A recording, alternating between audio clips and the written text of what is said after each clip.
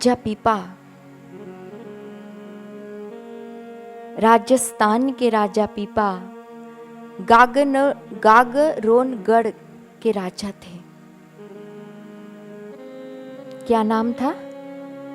गागरोनगढ़।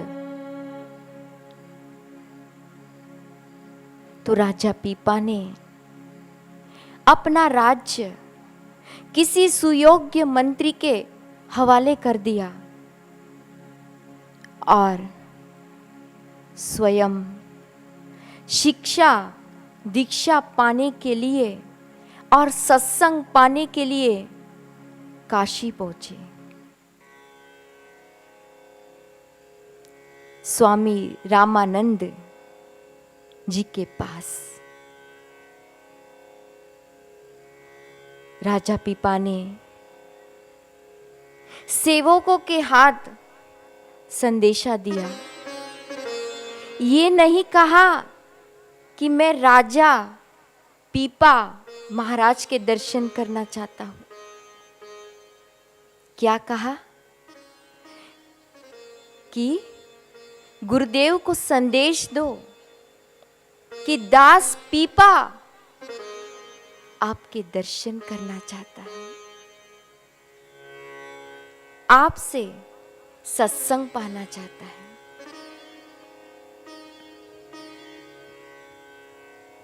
सेवकों ने रामानंद स्वामी जी के पास जाकर संदेशा सुनाया, लेकिन उन्होंने कहा कि गुरुदेव, राजा पीपा आपके दर्शन करना चाहता है, आपका सत्संग पाना चाहता है। तो रामानंद स्वामी जी ने कहा, हम राजाओं से नहीं मिलते, उसको कहो कि चला जाए। राजा कहते कुछ और है और करते कुछ और है, इसीलिए हम उससे बात नहीं करेंगे। सेवक संदेशा लेके आया किसके पास? राजा के पास, कि गुरुजी ने मना कर दिया, वो आपसे नहीं मिलेंगे। लेकिन राजस्थान का वो वीर राजा, लेकिन उसने महात्मा रामानंद स्वामी जी को अपना गुरु मान लिया था। उन्होंने कहा कि मैं उनके दर्शन किए बिना, उनका प्रसाद पाए बिना, उनका सत्संग सानिध्य का लाभ लिए बिना यहां से नहीं जाऊंगा। सेवक फिर से गुरुजी के पास गए कि गुरुदेव, राजा पीपा कह रहे हैं कि मैंने उनको गुरु माना है, तो मैं उनके दर्शन किए बिना, उनका प्रसाद पाए बिना यहां से नहीं जाऊंगा। गुरुजी ने सुना और कहा, वो कब से मुझे गुरु मानने लग गया?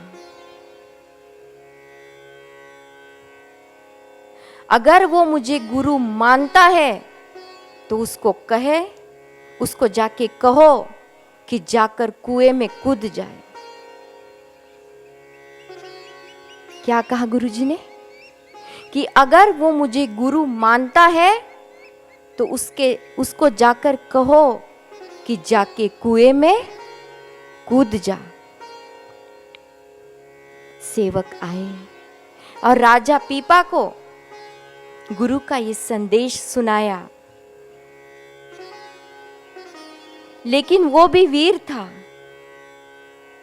कैसी परीक्षा?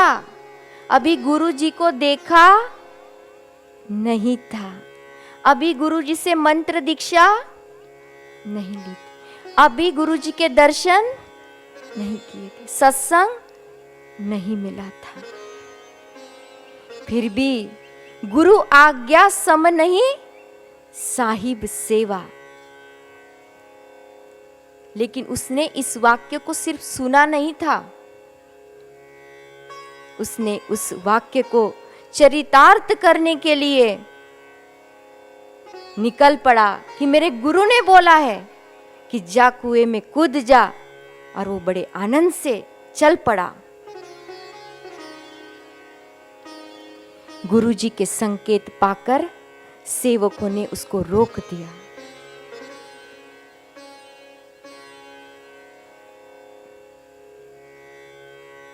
सेवक उसको गुरुजी के पास लेकर आए।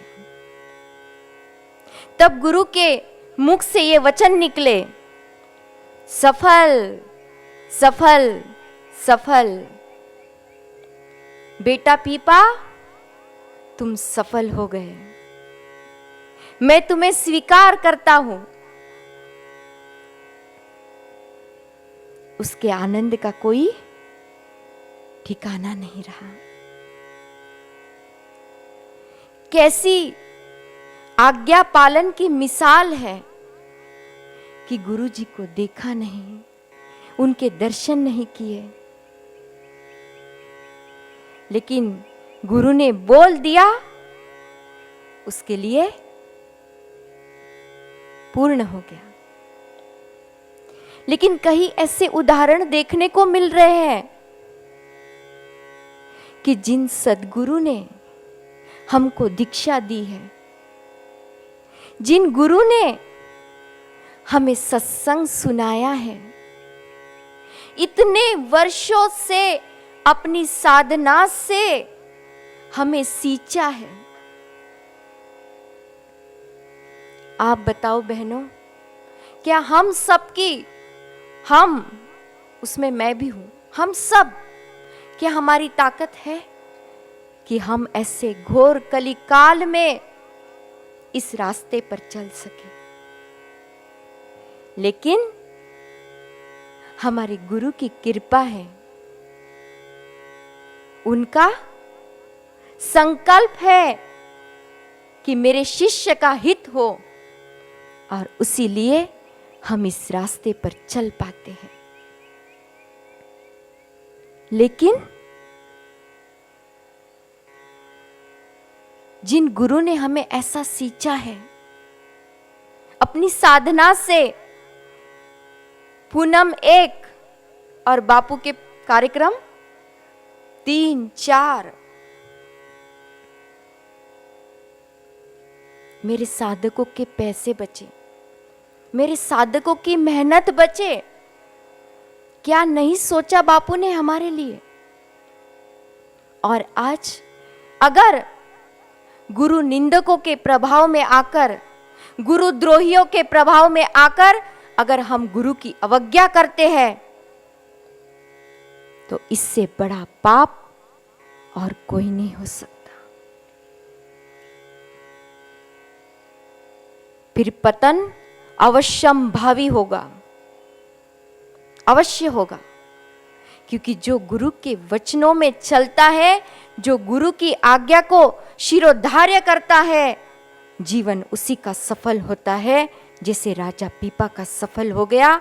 लेकिन उनके वचनों को जो अपनी मन और बुद्धि से तोलता है, उसका विनाश निश्चित है। और इसीलिए हमें अपनी गुरु की आज्ञा को शिरोधार्य करना है। एक बार रामकृष्ण परमहंस जी अपने शिष्य के साथ बैठे थे और ज्ञान चर्चा चल रही थी दोनों के बीच।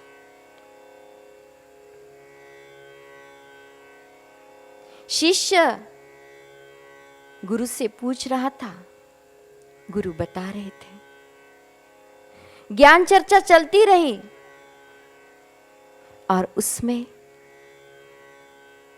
गुरु से शिष्य तर्क कुतर्क करता रहा। रामकृष्ण जी उसको समझाते थे लेकिन वो अपनी तर्क बुद्धि लगाता था कि ऐसा नहीं, ऐसा, ऐसा नहीं, ऐसा। कई देर तक ये चर्चा चलती रही। फिर रामकृष्ण जी थोड़े क्रुद्ध होकर लेकिन शांत भाव से बोले, मीठी वाणी में बोले कि कैसा मनुष्य है रे तू कैसा मनुष्य है कि तुझे मैं स्वयं बोल रहा हूं, फिर भी तुझे विश्वास नहीं होता। तू कैसा मनुष्य है। गुरु से तर्क वितर्क करता है, गुरु से तर्क बुद्धि लड़ाता है। कैसा मनुष्य है तू। और शिष्य के हृदय को यह बात लग गई। उसने कहा कि मेरी गलती है। उसने अपने गुरु से क्षमा मांगी कि गुरुदेव मुझे क्षमा कर दो, मुझे आपसे तर्क बुद्धि नहीं लड़ानी चाहिए थी। और उसने वो बात जो भी गुरु उसको समझाना चाहते थे वो उसने स्वीकार कर ली। तो शिष्य के दिल में ऐसा प्रेम होना चाहिए, ऐसी दृढ़ श्रद्धा होनी चाहिए कि मेरे गुरु राजा पीपा को कहा कि कुएं में जाके कूद जा। दर्शन नहीं किए थे, कुछ नहीं किया था, फिर भी अपने गुरु के लिए जान देने को तैयार हो गया।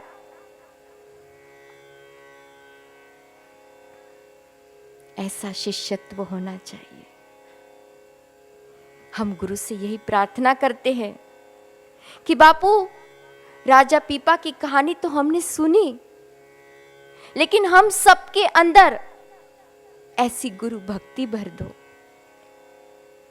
हम सबके अंदर ऐसे गुरु के प्रति